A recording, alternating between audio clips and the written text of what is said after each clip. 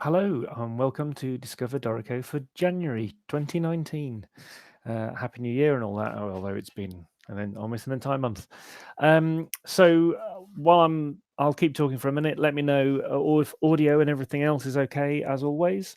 Hello to anybody who came to visit me at NAM, and also, of course, Daniel was there. And thank you to Yamaha for letting us have that space and helping us out with everything.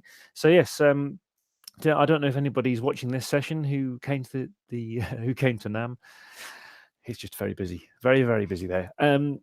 So there were obviously various new things that lots of people were showing. To be honest, we weren't showing any major new changes of that one, just all the things that we changed in the last year, which is quite a lot. But we do actually have a little update coming out soon, which will be early February. Of course, February starts soon, so you should have it in around a week. And this little update will just be called 2.2.10.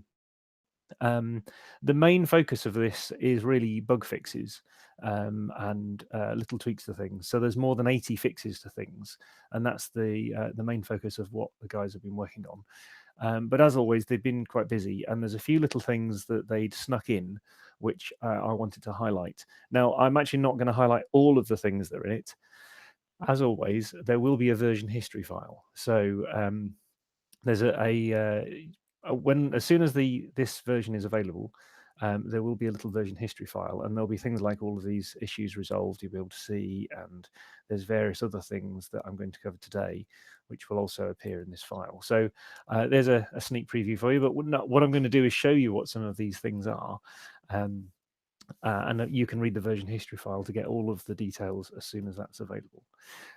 So if everything is all okay, oh dear, somebody was it now. Anyway, sorry, I'm reading the comments. I'll try and keep an eye on that as well. So here are some of the things that will be in 2.2.10. The first one is, and I suppose I ought to be careful how I say this. The first one is a new flip-in shortcut.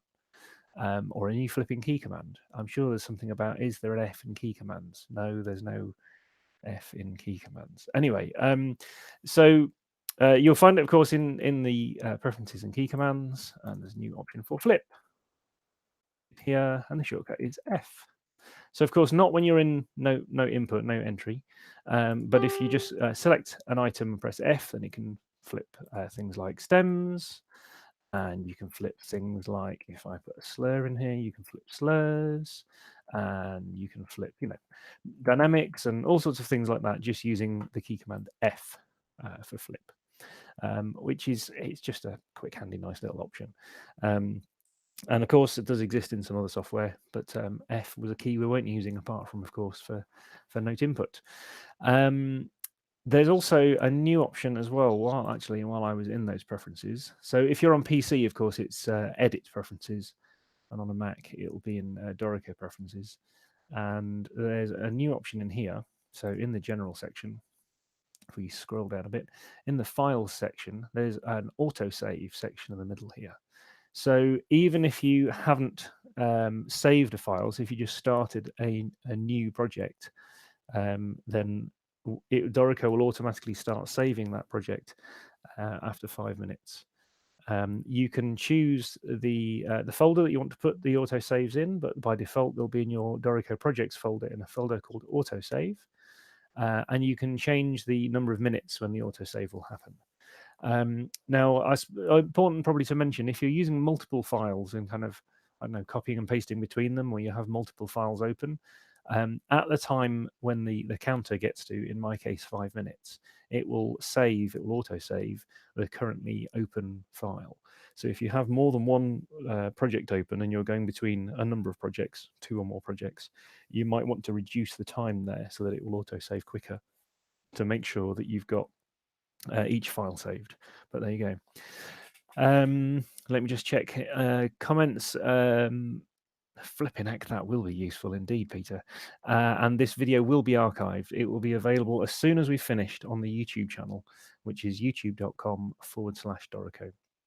I'll also put some time links underneath so you can jump to each of these sections. So if you want to review any of these bits of the video, then you will be able to. Next, other new things. Hang on, other new things. Let me close that. There was now this. Not everybody will need this one, but in the layouts down here on the right hand side, all of the layouts get numbered, and in some cases, if you've added a new layout, for example, if you've added other instrumental layouts to this, and this is probably more useful in orchestral files where you're going to have lots and lots of layouts in there.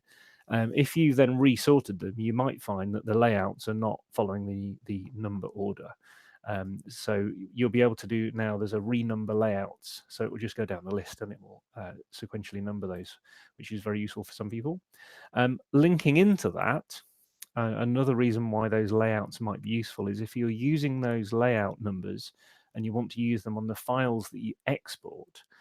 So if I go to the print option over here, then when you're in here and you're using the graphics option, so you're not using the printer option and printing the files, but you're using the graphics option because you want a PDF or one of these other graphics formats, there's also a little file name options button down here. And so this will let you, for each of the graphic formats that you could export, so PDF, PNG, SVG, and TIFF, you can come up with a little recipe and some ingredients down here for the recipe. So you could say, for example, here it's saying $N, $L, $T, and that's giving you a preview down here. So that will be giving you the layout number, so the 01 there, and then it will give you the layout name, and then it will be giving you here the project title. So it might be that you want to use something different. You know, you might want the project file name instead. You can also add the date and time. And if you're using a format that isn't PDF, because obviously PDF is a multi-format, multi-page format. But if you're using something like PNG, there's also a page number. So each of the graphics can have a little number for the page numbers. There's also a copy to all, so you can set one or more of these options and then decide that you want all of those file names for all of the formats to be the same. So you can use the copy to all button for that. And if you get confused, press reset to default and it will go back to here, and then you can start again if necessary. Also a little default separator option here, so the default separator between each of the items. So if you are going to be exporting any graphics, then that will be could be a very useful option for you. Somebody in the chat has said just purchased yesterday. Well done, thank you. That was probably, I guess, on the offer we were running just for the length of NAM, wasn't it? So and this all the things I'm mentioning now in 2.2.10 will be available early February, but it will be a free update, of course, for anybody who's using version 2. So the reason I've got this file in front of me is that sometimes when you're MIDI recording things in, and this is one I recorded in with the click track or the metronome option up here on the right hand side. Sometimes you can get this, or if you import MIDI files, you can also get this, where the note you played is slightly shorter than the note you intended. So again, in the preferences over here in the play section for the quantization options, there's a new little tick box here for fill gaps. But of course, in my case, because I've already done it, that's not so useful. So also, if you select a range of music or all of the music if you want to, and you go to requantize, so edit requantize, then you'll also find there's a fill gaps option here. So I can just run that over the requantize option over the notes I've got, and it will tidy them up. So what it's doing there is it's filling in, it's making the notes slightly longer so that you don't get as many rests. So that is much more like what I actually played, and obviously then simpler notation, but still correct for what I played. So by default, I think you'll find fill gaps is turned on in the preferences menu there, but it might be something that's also useful or not in some cases in the requantize option, and you can select or deselect that. Also in there was a piano pedaling change. So what I found on a previous session we did is, I added a slur to this, that was added afterwards, but I MIDI recorded this in from a keyboard that has a pedal attached, a sustain pedal. So I've got the pedal markings displayed here. But what you'll often find is that the pedal marking will display slightly after the beat. So if you see on all of these, the pedal marking has actually appeared slightly after the beat where I intended it. So also in the MIDI recording options, now, as well as this import CC64 as pedal lines, there's also a snap pedal lines to previous beat. So what that does, if it's ticked, is as you're playing things in, then you'll get this instead. And the reason for this is that when I play the sustain pedal, I tend to play the chord first and then the sustain pedal slightly afterwards, because that's normally how they're played. But what Dorico will do, it was before, it was literally writing the pedal marking at the point when you put the pedal down, when actually notationally you normally line it up with that first beat. So you just tick, that option should be ticked by default, and now you know it's there and what it's doing, just so it will adjust those pedal lines. And because somebody asked me at NAMM, those pedal lines, they don't appear as CC64 in play mode. They have been converted at this point to pedal lines, so you can edit them in here and you can do retakes and things. And there's another video on our channel about pedal lines, so you can see how all those editing things are done if you want to use them. Let me just check the questions. Bear with me a second. Thank you, Frank. You've already been answering the questions. Well done. Okay, so I'll carry on for a second. So also other new things that we're looking at. Let me just switch files here, which isn't loaded. Bear with me a second.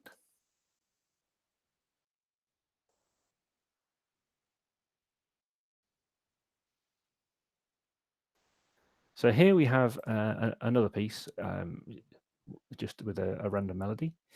And in this one, there was a couple of things I wanted to just to show. So this one has 2 flows. And in engrave mode, so this isn't available in Elements, but in Dorico Pro it is. With the flow headers, if you want to, you can now change. There's as well as the flow number, so the automatic numbering that was happening in the titles.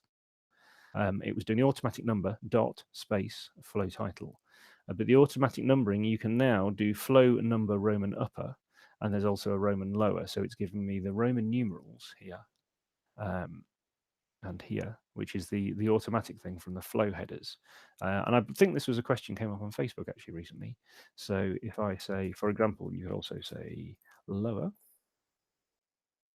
and then you get lowercase as well. So there's options in there, and you can add other flow headers and edit them down here on the right hand side in engrave mode. But I know instead of just the normal numbers, then that you'd normally get in Dorico, you can now have those as well. So they're Roman numerals. There's also an option over here in my trombone part here, where I've just put a bit of staff text on here, which says "have a break," and so that was done just using the Shift X option here, just to add some text. Now, what would normally happen in the part here, if I press W and switch to the part, is that this text is no longer breaking the multi-rest. So if it's attached at the beginning here, you'll see if I just press Alt right and move it slightly, then you'll see it does break the multi-rest. But if I go left so that it's at the beginning of the bar, and if I go left again, you'll see it jumps into the previous bar, which is where you might have had to manually position it before. But you can now leave it at the first on the first beat of this bar of the multi-rest, and that will no longer break the multi-rests, which is just a neat little option. Very useful, to be honest, for many of the things we're doing. So as long as that coincides with the start of the bar, then you're okay. There's also a new option in engraving options, and if I go down here, you'll see why. If I add another bar to the end of this piece, then you'll get tacet al fine.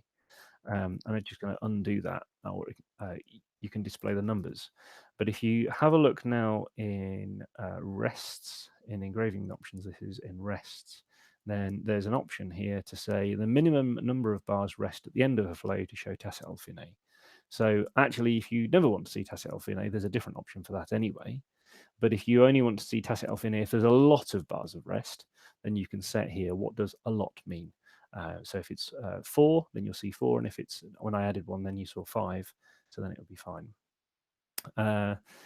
There's also this other option here, minimum number of bars to show tacet. So there's a couple of options there, and they're engraving options, so they'll apply to the whole piece. There's also another little option. Yes, another little option. If I just find another file here, if you have a transposing instrument, and this is probably going to apply if you've got lots and lots and lots of pieces, sorry, lots of instruments, slightly jet lagged still.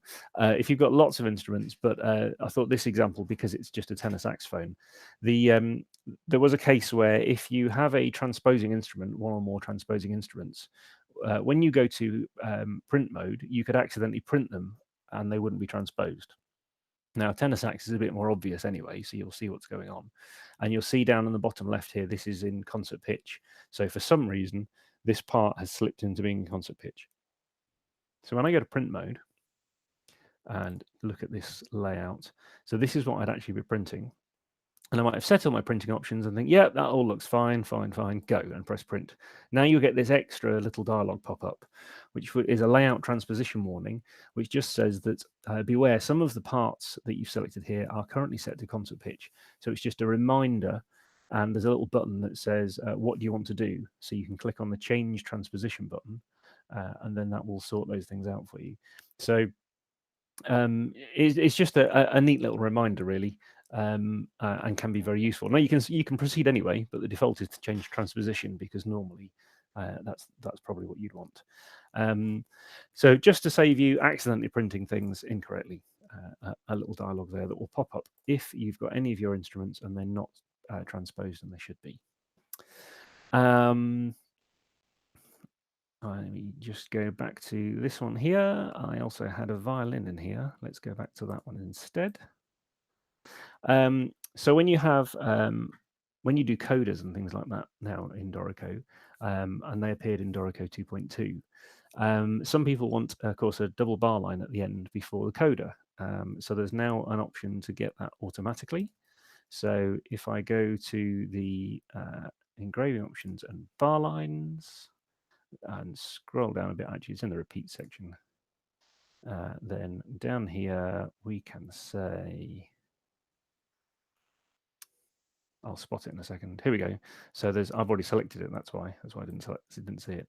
So here you can see there's a double bar line option and a single bar line option. So previously you probably would have had this where you had a single bar line, but there'll be a new option for double bar line. And again, if you prefer that as your default, as with everything in Dorico, in all of these dialogues, if you've set your defaults and you want to keep those, then use this save as default option at the bottom and save those. But the new option here is the double bar line before a coda.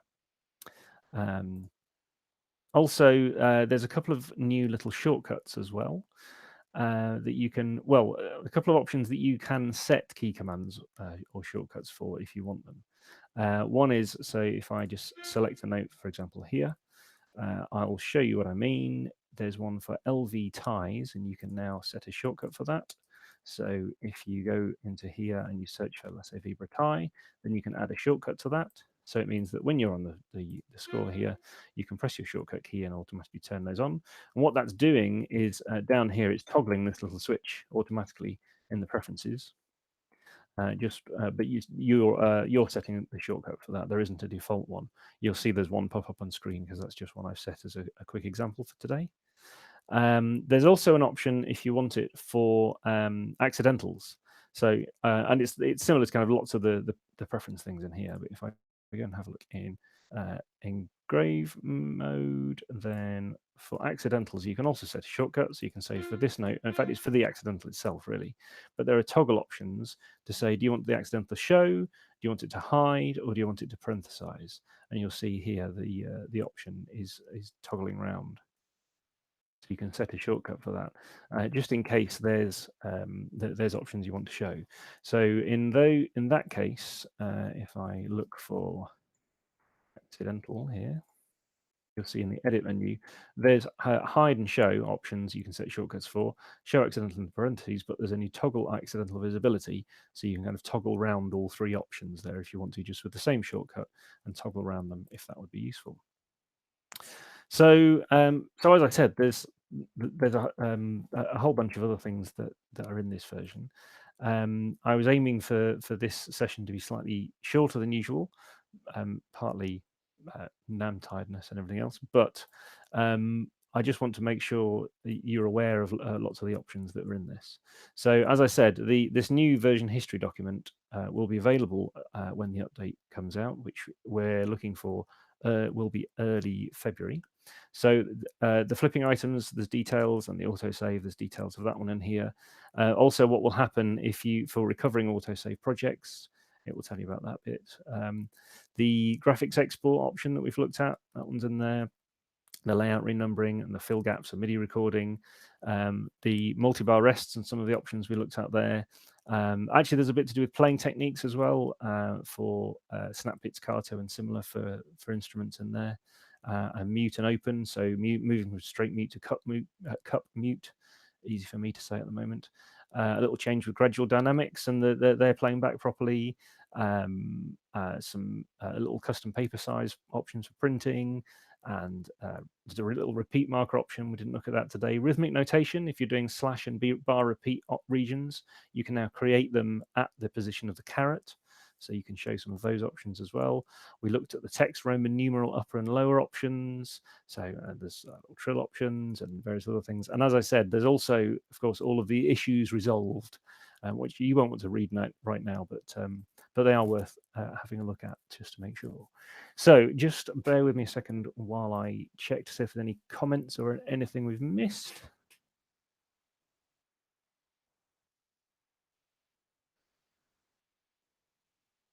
Somebody's asking, is there a setting for LV tie length? And yes, there. Actually, Marco's replied. Thank you, Marco. In engraving options, yes, you can change how the LV tie looks. You can set a default length for that, if that would be useful. And the hiding shower accidentals and layout renumbering. Yes, they sound like such little options, but then you realize actually how much you might use some of those. So that's good.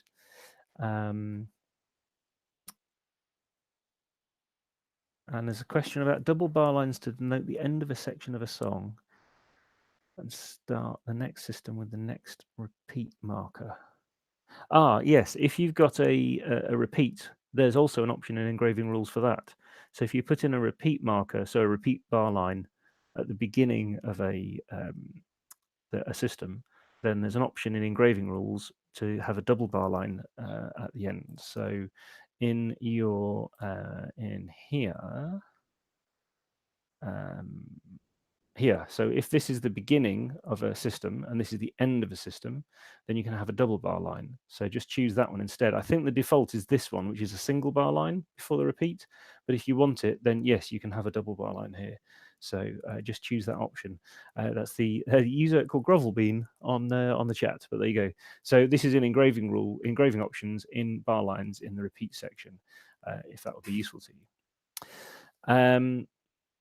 So I think this is probably one of the first sessions that we've done in a while where I've actually managed to keep it to under half an hour, which was normally my intention with these sessions.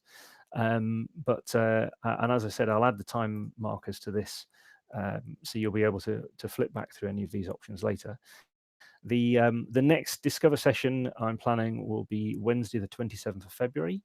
So as always, well, as I try most of the time to do the last Wednesday in the month, it'll be the Wednesday, the 27th of February at the usual time, which is 4 p.m. if you're in the UK, and if you're somewhere else, is a different time. Don't forget, if you please subscribe to our channel, so youtube.com/Dorico. If you subscribe to the channel, don't forget also click on the little bell icon, and you'll be notified automatically next time we do one of these sessions as well, so that you can, excuse me, so that you can then find out when the next video is. So thank you for watching. I will now check all the comments and things to see if there's anything that we missed. As always, if you want to get in touch and suggest things to do in these sessions, or if you have any questions for things we've covered in these sessions, then the best thing to do is probably to email us, which is discoverdorico@steinberg.de, discoverdorico, all one word, at steinberg.de. You can, of course, also find them on our forum. You can find us on Facebook. There's a Facebook group and we'll answer things on there as well. So yes, please get in touch if you have any questions on any of those. So Thank you for watching. See you next time.